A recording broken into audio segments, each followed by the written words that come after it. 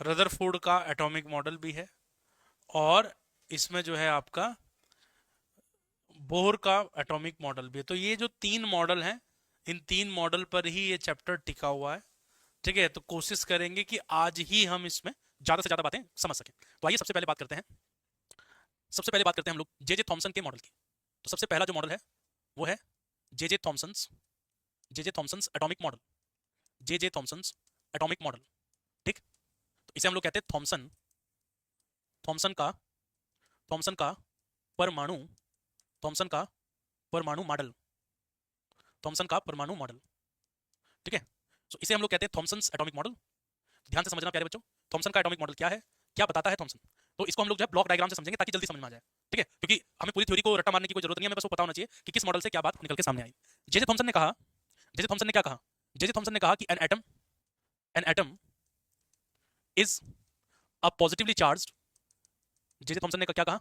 An atom is a positively charged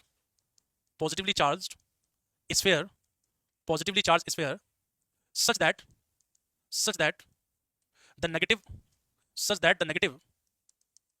negative charged particle negative charged particles called electrons are embedded in it like seeds in watermelon like seeds in watermelon। ठीक, क्या कहा J Thomson ने? उन्होंने कहा, अच्छा ये यहाँ थोड़ा सा गलत कर दिया मैंने, एटम। जे थॉमसन ने क्या कहा? उन्होंने कहा कि कोई परमाणु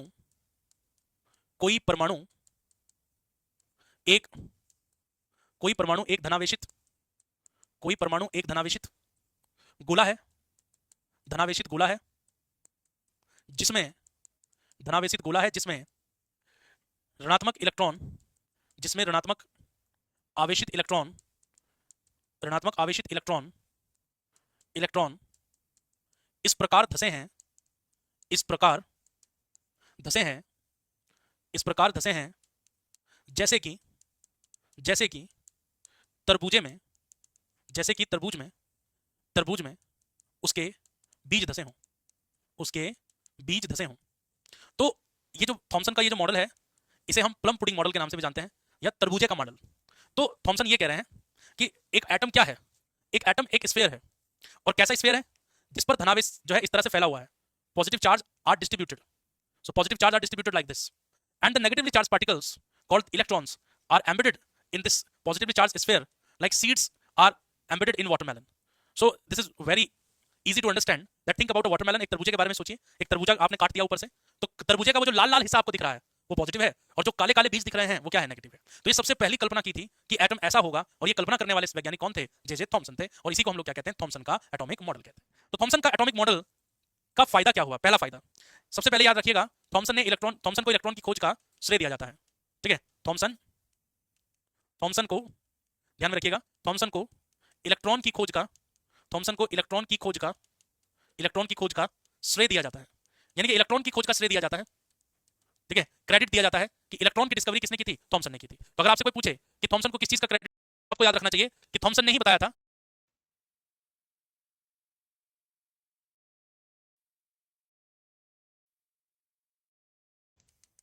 इनके अनुसार इनके अनुसार कोई परमाणु क्या है? उदासीन, neutralise the total negative charge. जितना भी धनावेश है वो ऋणावेश को क्या करता है? न्यूट्रलाइज, यानी कि आप कह सकते हैं उसको बराबर, जितना प्लस है उतना ही माइनस। लेकिन ये मॉडल फेल हो गया। चार्ज है, उसका कारण क्या है? और दूसरी बात ये नहीं बताया कि नेगेटिव चार्ज इसके अंदर ही क्यों धसे हुए हैं। कुल मिला के थॉमसन का जो मॉडल था ये यहीं पे दम तोड़ गया।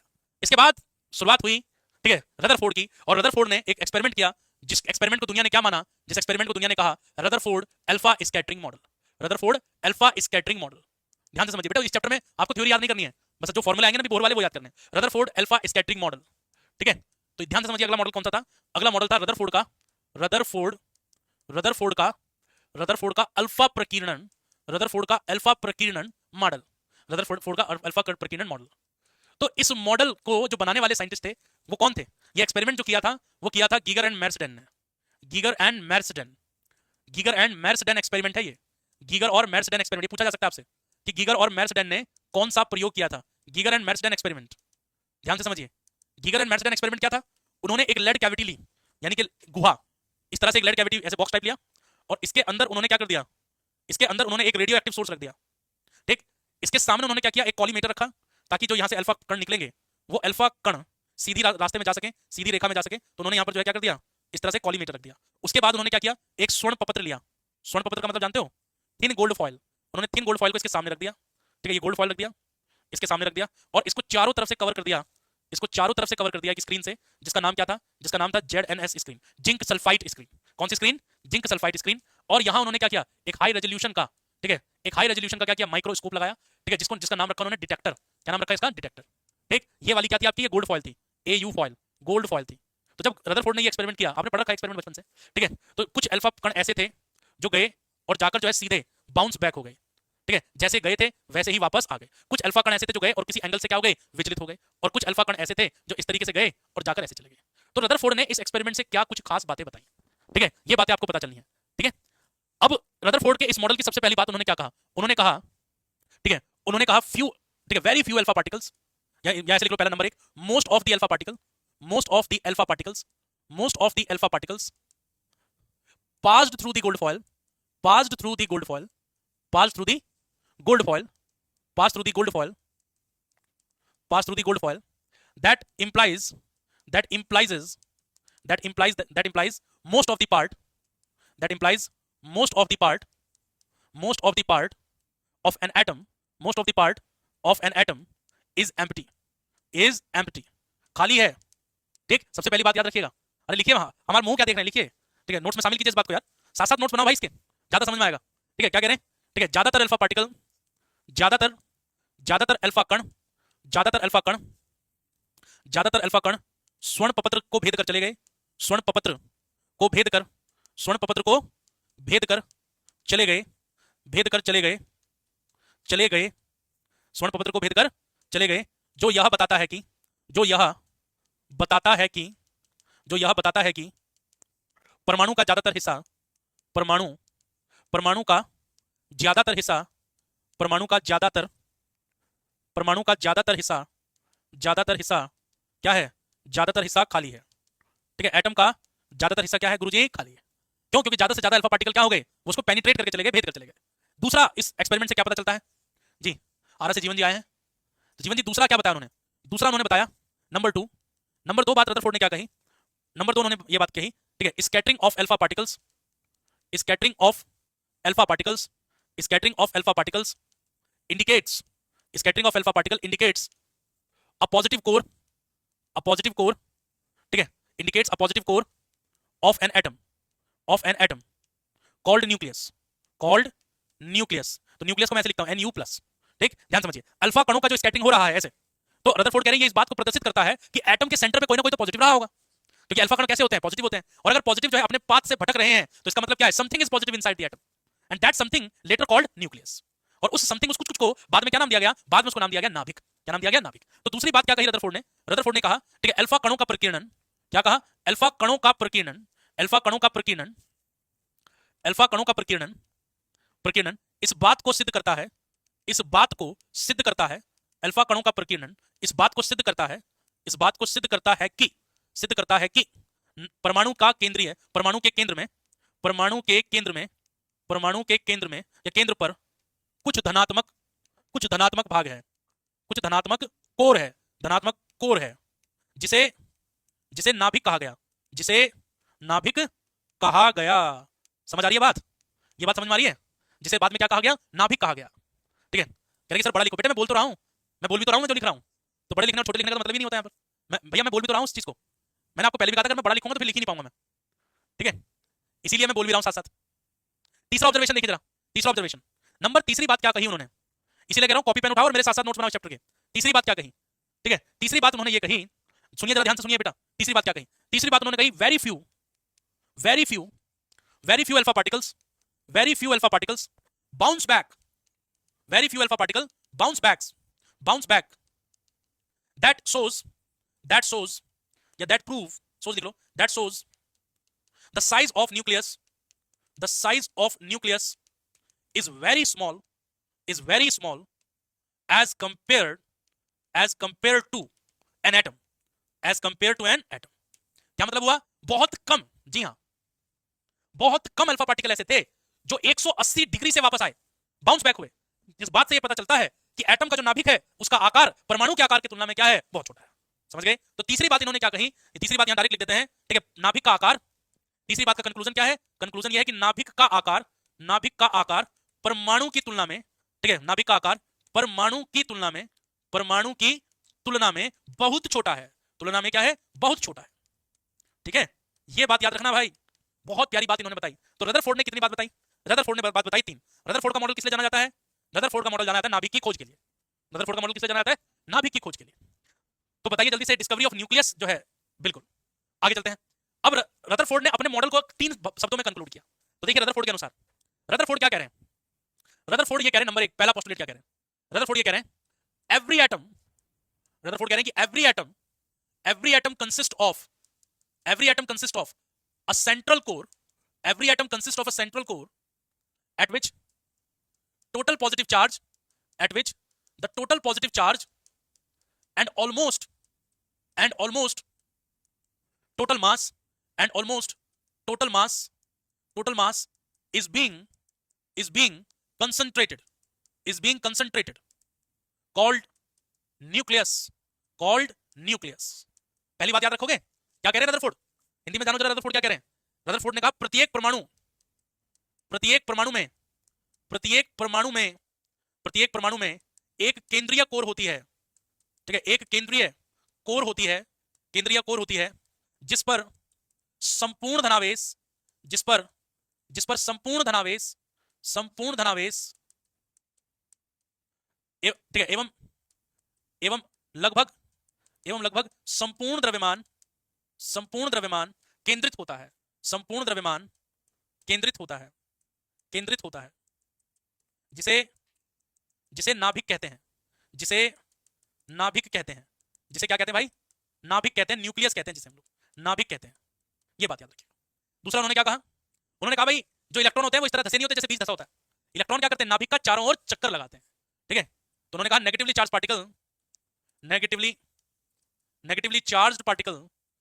चार्ज्ड पार्टिकल्स called electrons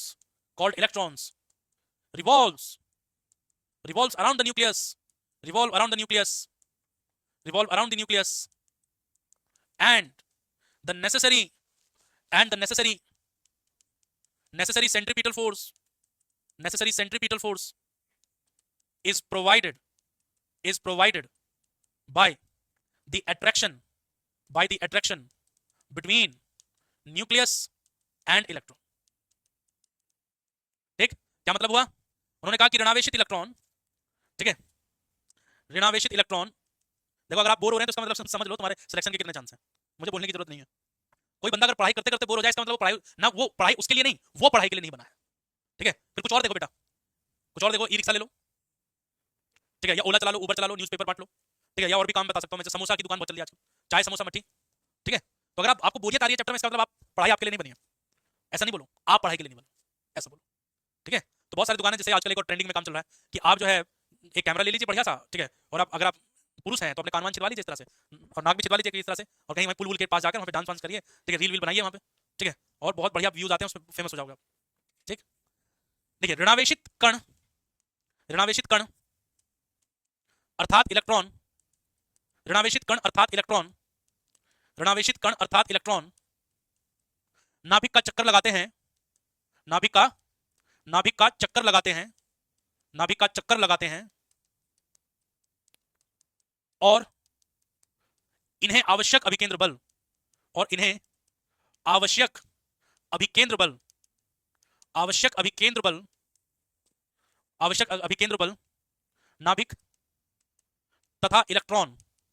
नाभिक तथा इलेक्ट्रॉन के आकर्षण से प्राप्त होता है, ठीक है भाई। ये मॉडल है किसका, रदरफोर्ड का एटॉमिक मॉडल है, पढ़ लीजिए आप इस बात को, ये मॉडल है किसका, रदरफोर्ड का जो है मॉडल है।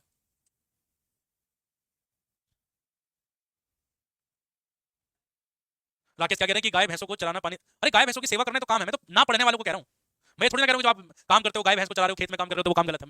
अगर उस काम के साथ आप पढ़ रहे हो तब आप अच्छे व्यक्ति हो, ठीक है, तो आप मेहनती व्यक्ति हो, हम आपको प्रणाम करते हैं। चलिए आगे चलते हैं।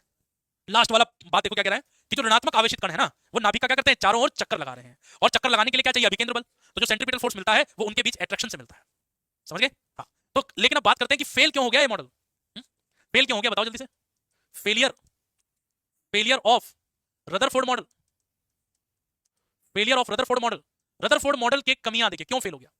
सबसे पहली कमी इसके अंदर क्या थी, ये जो है एटम के स्थायित्व को नहीं, अस्तित्व को नहीं समझा पाया।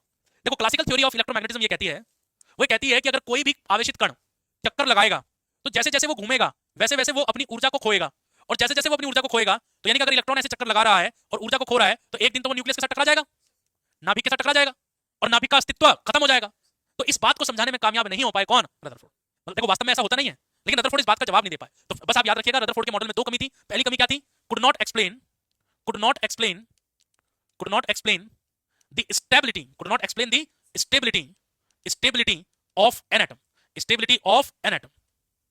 ठीक है, परमाणु के, परमाणु के स्थायी होने, परमाणु के स्थायी होने को समझाने में, स्थायी होने को समझाने में असफल रहे, समझाने में असफल रहे, नहीं समझा पाए ये कि ऐसा नहीं होता है, नहीं समझा पाए। Could not explain the stability. Sir अगला चैप्टर कौन सा है, चैप्टर है अगला चैप्टर भाई नाभिक है, नाभिक, न्यूक्लियस। दूसरी बात, दूसरा इसके अंदर कमी क्या थी, दूसरी कमी क्या थी, fails to explain, fails to explain, fails to explain atomic spectra. ठीक है, एटॉमिक स्पेक्ट्रा, ठीक है, परमाणु स्पेक्ट्रम को समझाने में असफल रहे, परमाणु स्पेक्ट्रम, परमाणु स्पेक्ट्रम को समझाने में, परमाणु स्पेक्ट्रम को समझाने में असफल रहे। ठीक, तो दो बातें हमेशा याद रखिएगा। ठीक है, इसका मतलब यह है कि आगे चल के बोहर जो है हाइड्रोजन स्पेक्ट्रम की बात करेंगे, जब इलेक्ट्रॉन उच्च ऊर्जा से निम्न ऊर्जा में कूदेगा तो एक लाइन वहां पर बनेगी, वो नहीं समझा पाएगी लाइन क्यों बन रही है भाई, ये तो यही नहीं समझा पाएगी घूम क्यों रहा है। ठीक है, स्पेक्ट्रम की तो दूर की बात छोड़ दीजिए, तो बहुत बड़ी बात होगी इनके लिए फिर। तो दो बातें समझाने में क्या रहे, नाकामयाब रहे। तो ये थे रदरफोर्ड के परमाणु मॉडल के दोष कि उसमें क्या कमी थी। लेकिन रदरफोर्ड के परमाणु मॉडल की खूबी भी है, इन्होंने नाभिक के आकार को प्रेडिक्ट किया था। ठीक है, तो चलिए नाभिक के आकार को इन्होंने कैसे प्रेडिक्ट किया। ठीक है, size of the nucleus, size of the nucleus, जिसे हम लोग कहते हैं डिस्टेंस ऑफ क्लोजेस्ट अप्रोच। क्या बोलते हैं जिसको हम लोग, distance of closest approach, closest approach, निकटता की न्यूनतम दूरी। ठीक है, क्या बोलते हैं हम लोग इसको, निकटता की न्यूनतम दूरी, निकटता, निकटता की न्यूनतम दूरी, निकटता, निकटता की न्यूनतम दूरी। तो ये क्रेडिट दिया जाना चाहिए किसको, अंकल रदरफोर्ड को, क्योंकि इन्होंने न्यूक्लियस के साइज की का प्रेडिक्शन किया।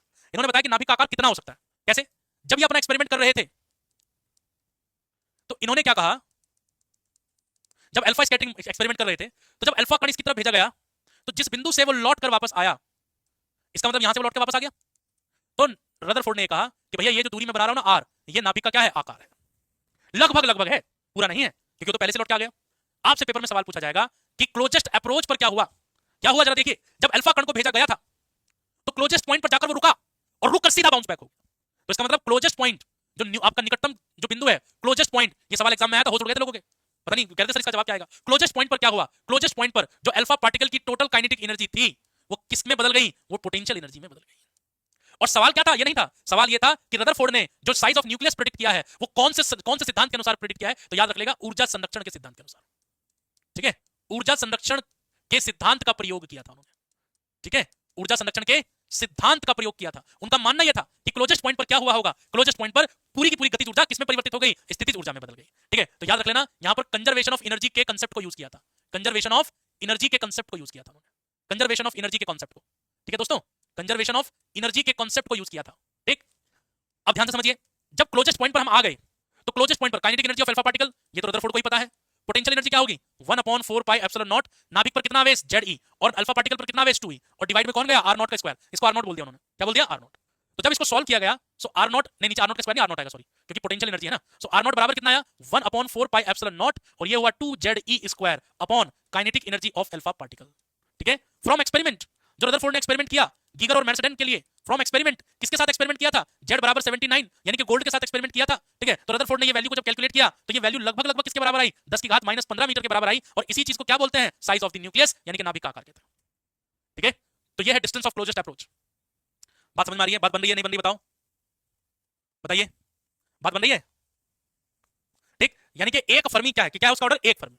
तो ये इसको बोलते हैं डिस्टेंस ऑफ क्लोजेस्ट। बस आपको ये याद रखना है, एक तो ये बात रखनी है कि क्लोजेस्ट पॉइंट पर क्या हुआ, एक याद रखना है कि किस संरक्षण नियम का उन्होंने इस्तेमाल किया, ऊर्जा संरक्षण, और एक याद रखना है कि नाभिक का आकार लगभग कितना होता है, 10⁻⁻15 मीटर है। सर बुक के बारे में बताया, बुक दे तो दिया सबको मैंने व्हाट्सएप जो चैनल है उस पर लिंक डाल दिया, वहां से डाउनलोड कर लीजिए। ठीक है राजभर जी, व्हाट्सएप चैनल पे लिंक दे रखा है, वहां से डाउनलोड कर लीजिए भाई। चलो आगे देखो। हाँ, ये नाभिक के आकार की कोटि होती है। अब एक और कॉन्सेप्ट समझिए जरा ध्यान से, ठीक है, impact parameter. Impact parameter, impact parameter देखिए, बहुत सारे लोग तो भगली आज क्लास में से, बोला क्या पढ़े इसको। देखो बेटा, ये जिंदगी भर अगर आप ये कहोगे ना मुझे समझ में नहीं आता है, तो कुछ नहीं हो पाएगा। मुझे समझना होगा, ये रखो अपने अंदर बात, नहीं मुझे समझना होगा। इंपैक्ट पैरामीटर को कहते हैं क्या, इसको कहते हैं प्राचाल संघट। क्या कहते हैं इसको, प्राचाल संघट कहा जाता है हिंदी में इसको, इंपैक्ट पैरामीटर। तो आइए दोस्तों इंपैक्ट पैरामीटर को समझ लेते हैं कि ये इंपैक्ट पैरामीटर होता क्या है। तब तक जो है मैं कमेंट देख लेता हूं। ठीक है, कितने लोग क्या क्या कह रहे हैं, 10:30 बजने वाले हैं।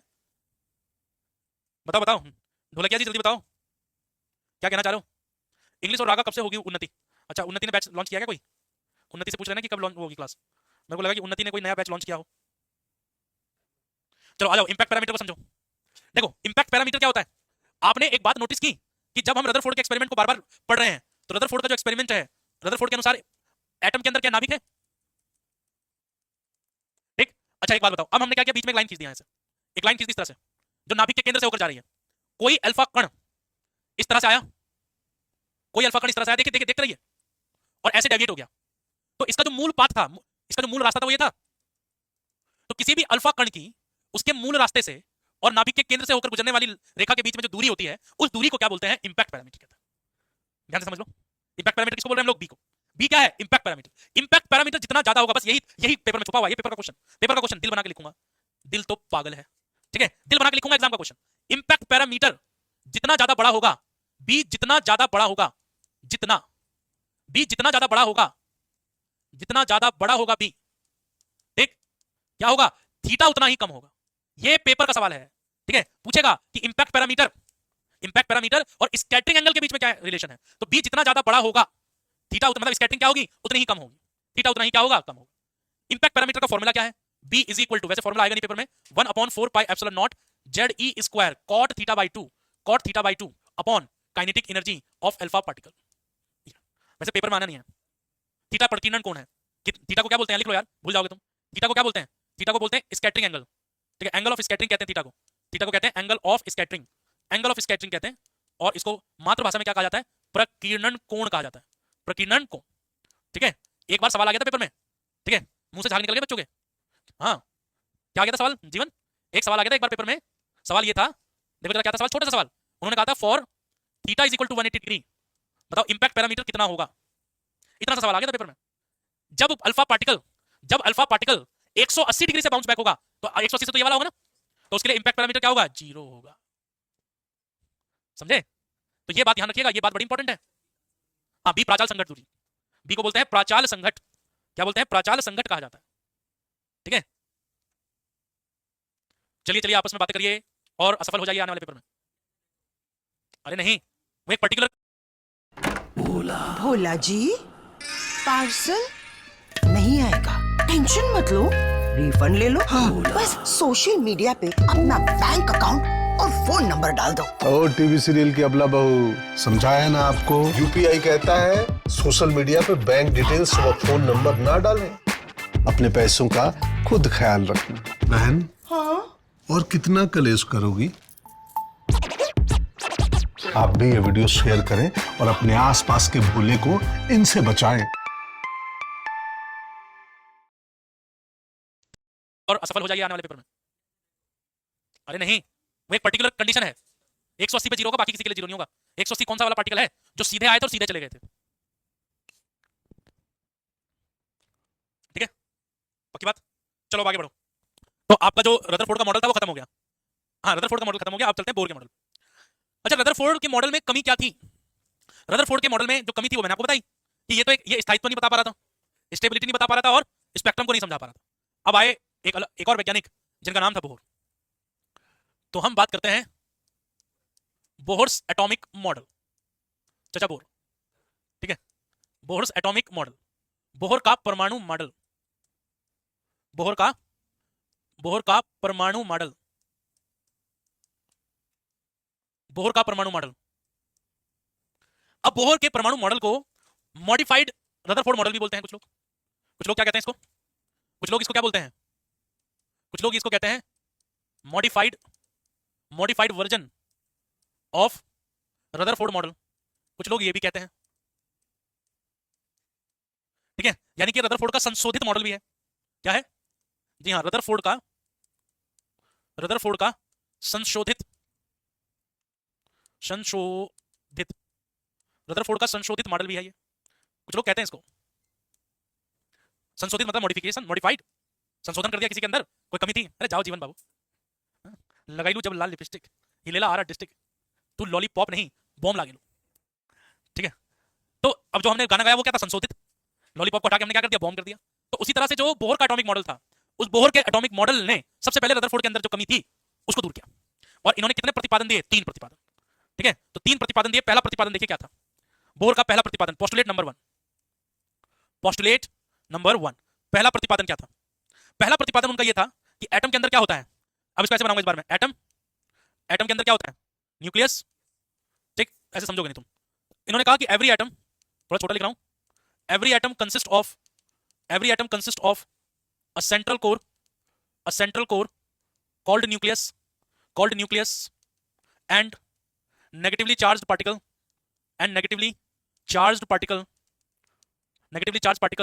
revolves around it.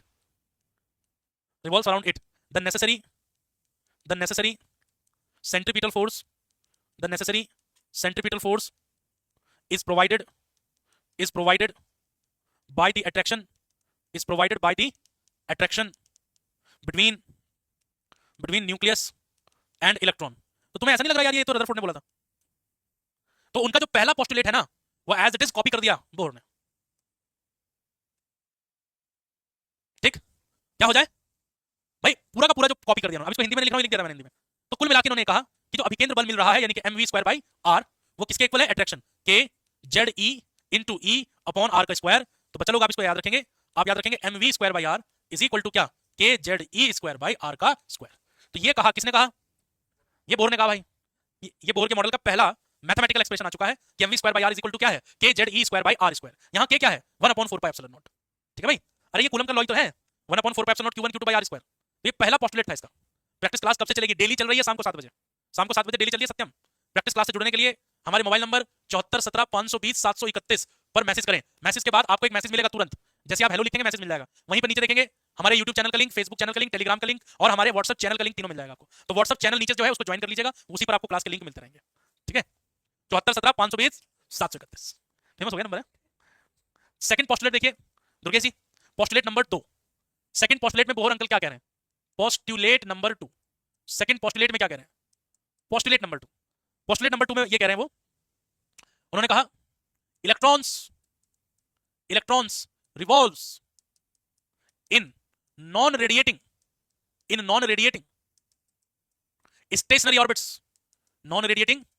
stationary orbits called Bohr orbits, Bohr's orbit। क्या कहा उन्होंने कहा कि इलेक्ट्रॉन गैर उत्सर्जी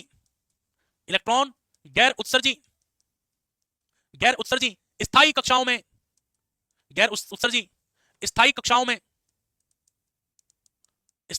में चक्कर लगा रहे हैं या चक्कर लगाते हैं जिन्हें बोहर कक्षाएं कहा जाता है, जिन्हें बोहर कक्षाएं कहते हैं।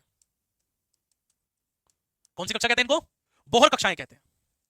अब लोगों ने कहा कि भाई इन कक्षाओं की खास बात क्या है? क्या खास बात है इन कक्षाओं की? तो बोहर बोले कि इन कक्षाओं में जो एंगुलर मोमेंटम होता है, ठीक है, angular momentum is quantized. Angular momentum क्या है? Quantized. Angular momentum is quantized.